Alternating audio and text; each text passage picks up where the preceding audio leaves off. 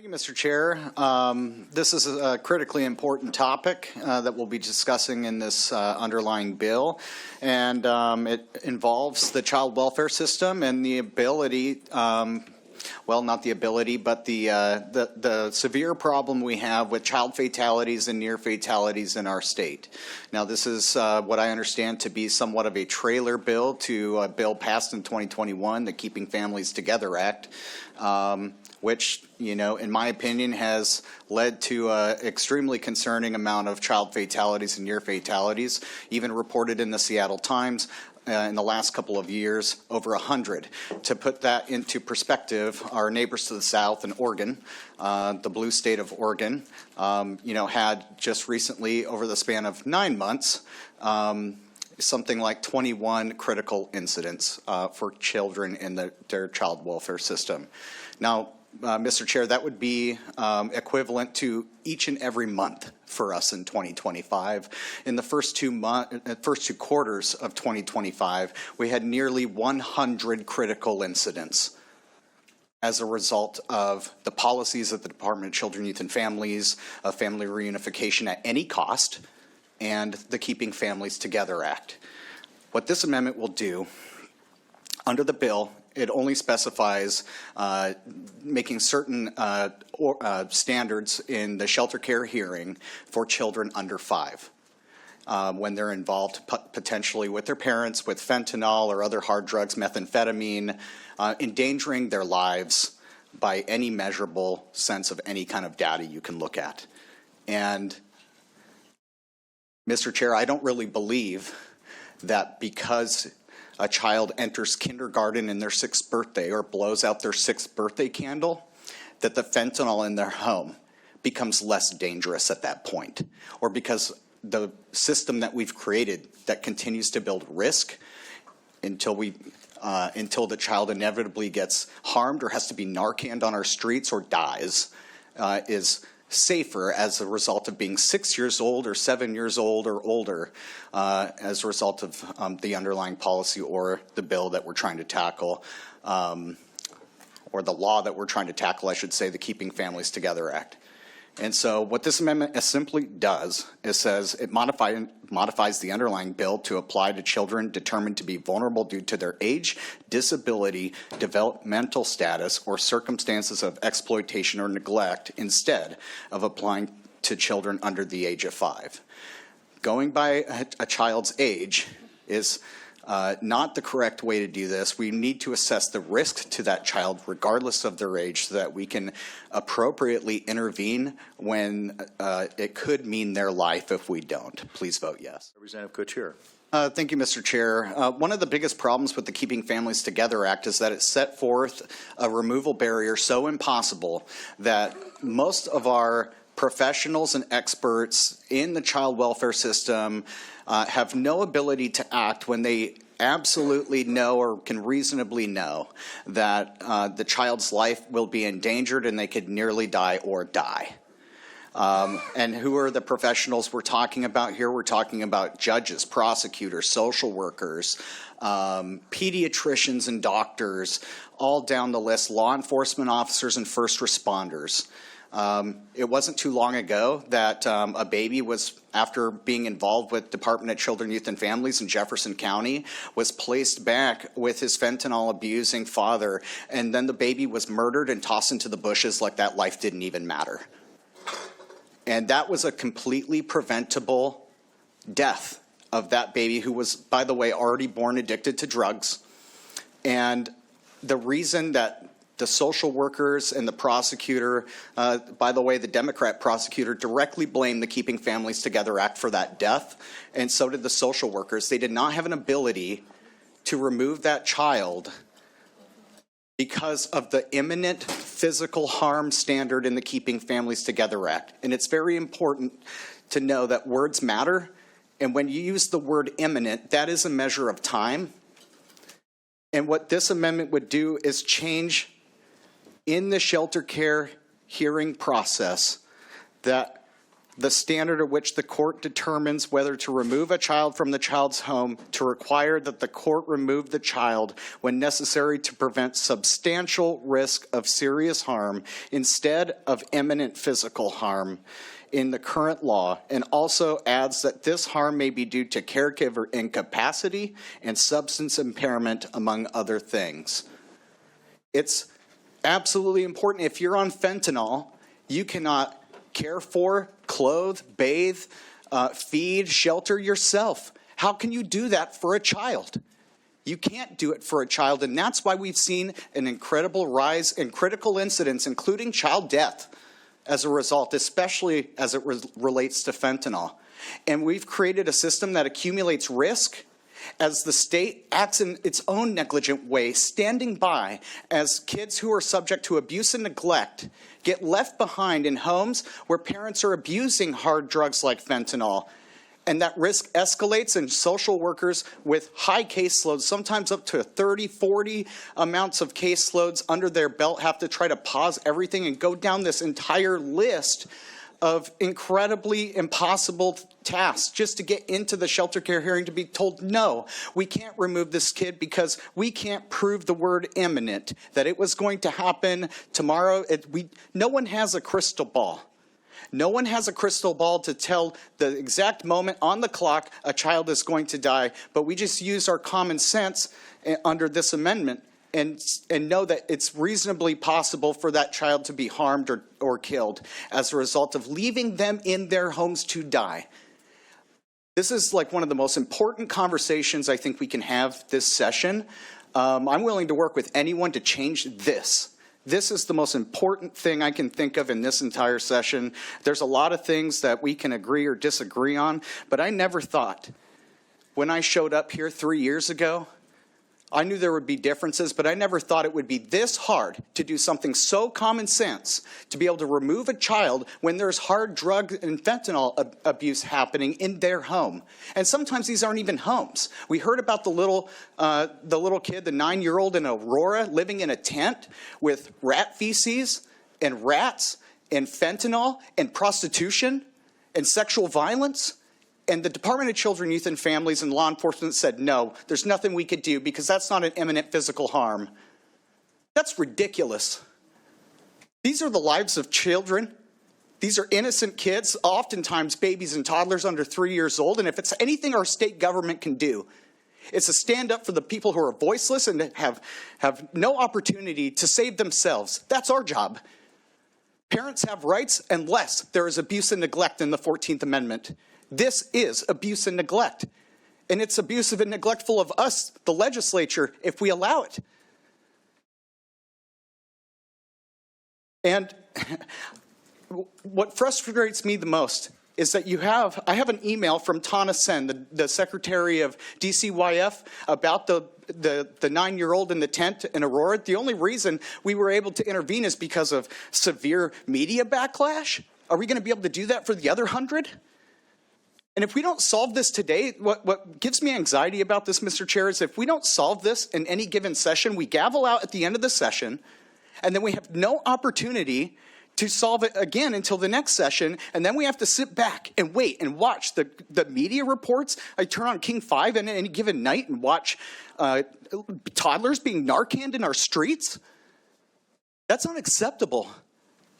It makes me sick to my stomach, and no matter what makes me angry here, nothing makes me feel more anxious and nervous and willing to jump out of my own skin than this. And we all have to make decisions in this place that we got to live with, and this is one that I take upon my portion of responsibility for what happens to these kids.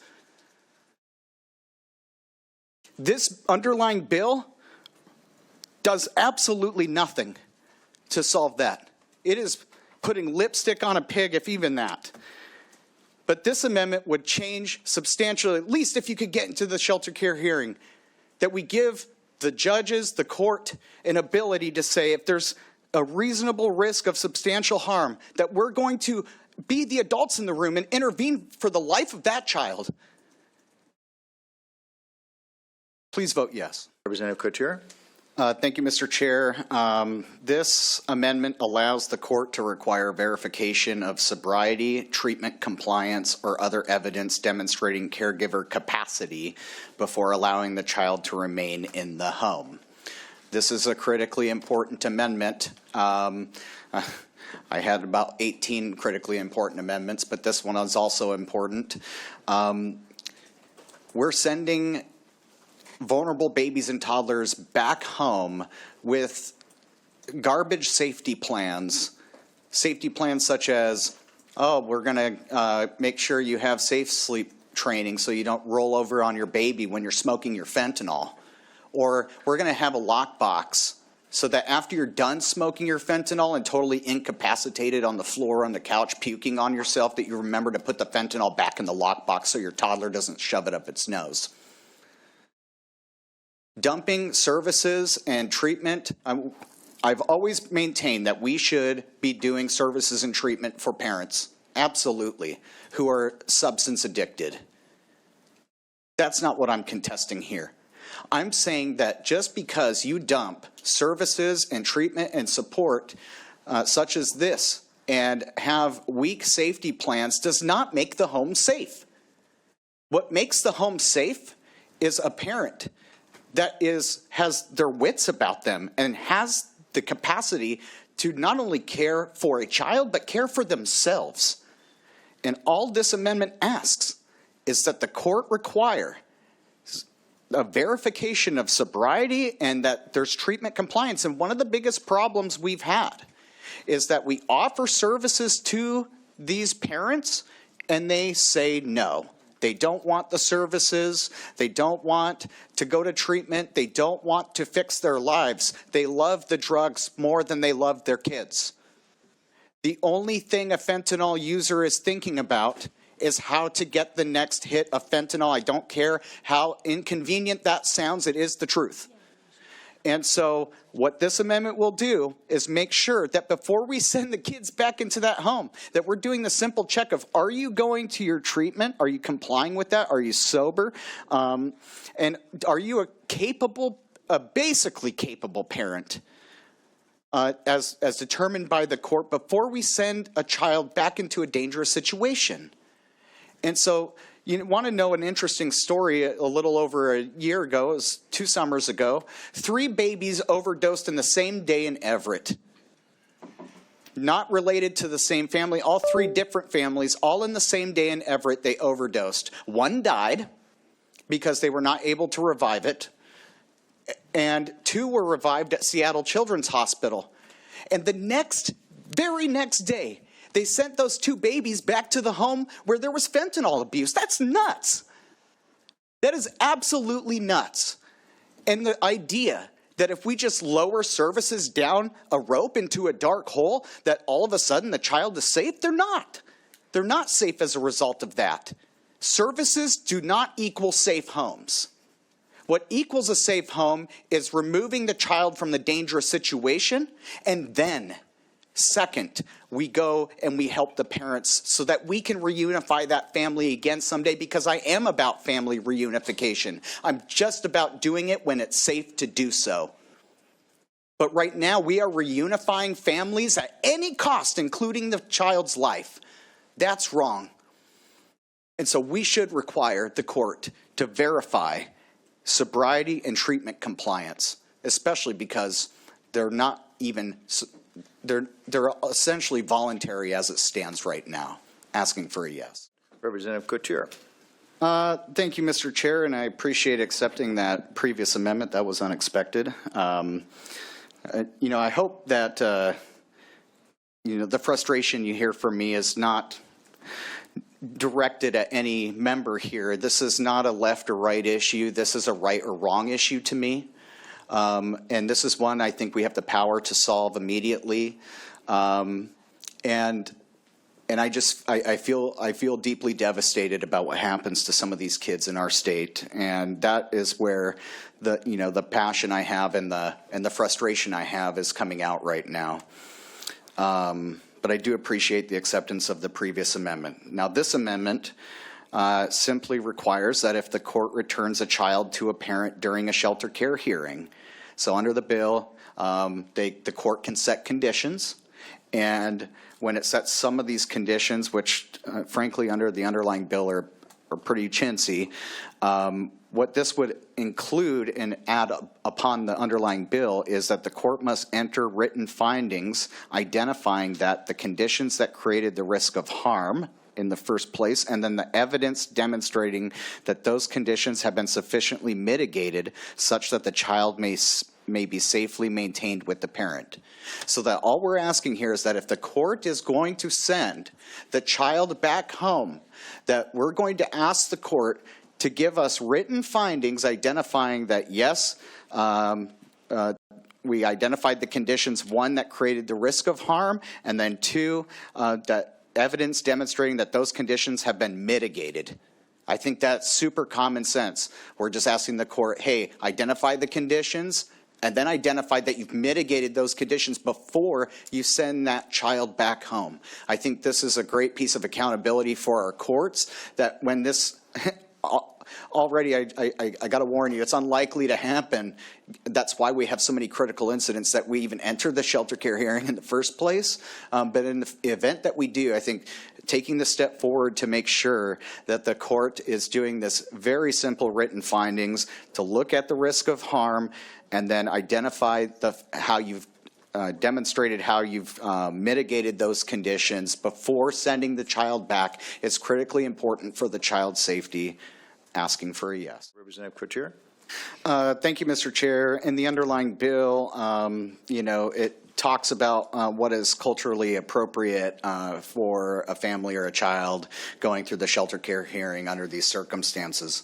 And so one of the kind of weird things about it is culturally defined or culturally appropriate is not really defined under the bill. So I'm attempting to define it under the bill to mean services or placements that are responsive to a child's background and needs and may not be used to override documented safety concerns. So yes, we want to be responsive to that family and that child's culture, but under this definition, there is no such thing as culture that overrides safety for a child. Willing to keep talking more about this if there's more questions later, but that's the intent from me behind this amendment, is to make sure that, yes, we can be culturally responsive, but fentanyl doesn't see your skin color, meth doesn't see your skin color, it doesn't see what sex or gender you are, it doesn't care about anything else, it just wants to kill you. That's it, and it wants to kill kids. It didn't care about a little girl in Kennewick who died while her parents were smoking fentanyl in the bathroom, who had shoved 2 fentanyl pills up her nose and died. It didn't care about a baby in Whatcom County who died grabbing off the floor his dad's fentanyl straw. It just doesn't care about what culture, color, race, creed, religion, anything that you are. But we can certainly identify ways to help different cultures, whether that's, through language or through, their different cultural things that, depending on who they are, that they might do. But we have to center the safety of the child first, and that's based on science, not on culture. So I just want to make sure that when we are doing culturally appropriate things for kids and families, that we're not placing that above safety. Please vote yes. There are no further amendments. Discussion. Representative Couture. Thank you, Mr. Chair. If it's not clear, I'm going to be asking for a no on this bill, and mostly because I think that it doesn't do anything. I mean, we've got a record amount of critical incidents. You could pull up any news report and any community here in Washington State. You could talk to any professional actually involved in it, or a lot of the professionals involved in it, and there's becoming a wider and wider consensus that we have to be able to intervene. And I've heard, like I mentioned before, I can't remember if I mentioned it before, but I got a letter in my email from Secretary Sen at DCYF that blames the Keeping Families Together Act and imminent physical harm for all of the problems. I can forward that letter to all of you if you so wish to see it. And that seems to be one of the biggest problems here. And this bill was written to try to address the problems that Keeping Families Together Act created. There's no really other reason to run it if you don't believe that there is no problem. But the title was written so narrowly, of course, a lot of these other amendments that I had originally were out of scope because the title of the bill is so narrow as to prevent some debate or some good discussions about different reforms we can have potentially to help save some of our kids in our state that are involved in the CPS system, and that's unfortunate. There was other bills tackling these problems, didn't make it forward to this committee or the Rules Committee. That's unfortunate as well. I feel devastated. I feel devastated for some of the families who what they get is just this word salad of new court procedure that really doesn't do anything. It's a circular logic. It's a syllogism. It basically doesn't require parents to do anything, only really touches kids under 5. I struggle to find the meaning in this bill other than we got to pass a bill to pretend like we fixed something, but it's not going to really fix anything at all. And I think what's the worst part about all this is that when we gavel out after passing something like this, or maybe the Senate companion of it, that I just know that there's going to be more kids dying. I predicted that 2 years ago. I predicted that 3 years ago. I predicted that 1 year ago. Almost accurately, I said literally, and I think I was in Rep. Penner's chair when I said a year ago or 2 years ago that there will be another 100 deaths by this time, and that's exactly what's happened. That's literally predicted to the T. I'm not Nostradamus. It doesn't take much to understand what's going to happen. You just got to follow the data and the trends. And you got to know what's wrong. And I feel like we're going to pass this bill at some point in the session, and nothing's going to happen. Nothing's going to change, because that's exactly what the people the stakeholders that pushed the Keeping Families Together Act in the first place wanted, is nothing to change. Congratulations, you won. You won, and now there's going to be more child deaths. And that's sad. We could do a whole lot better than that. And I'm thinking about some of the kids right now. There's probably kids right now living in total squalor, filled up dirty diapers, garbage on the floor, drugs on the floor. We got law enforcement in both of our former law enforcement in our legislature as members here. They could tell you. We got social workers in our legislature here as members that can tell you. When are we going to listen to the people on the front lines? When are we going to listen to the social workers who have to sign up to save these kids? They're not doing it because they got rich. It's not the greatest job. You got to go into dangerous places, into fentanyl flop houses with meth laced with fentanyl, and save babies and toddlers and try to put families together again. But we made their job impossible to the point now we can't even recruit them anymore. We don't even protect them when they're assaulted. And so I'm deeply disappointed. And I hope that there's some miracle that happens by the time we reach the floor, that we can reconsider this. And I don't say this as a Republican. I say this as a dad of 4 kids. I knew when my kids were born and they took their first breaths that I would jump in front of a bullet for them. I would jump in front of a train for them. I would literally die for any one of my kids. But unfortunately, parents who are smoking fentanyl would only die for the next hit. We can help save them too, but it's the old airplane analogy. First, you put on your mask before you try to save someone else and help them with their mask. In order to save kids, we have to remove them from dangerous situations. This bill doesn't do that. Vote no.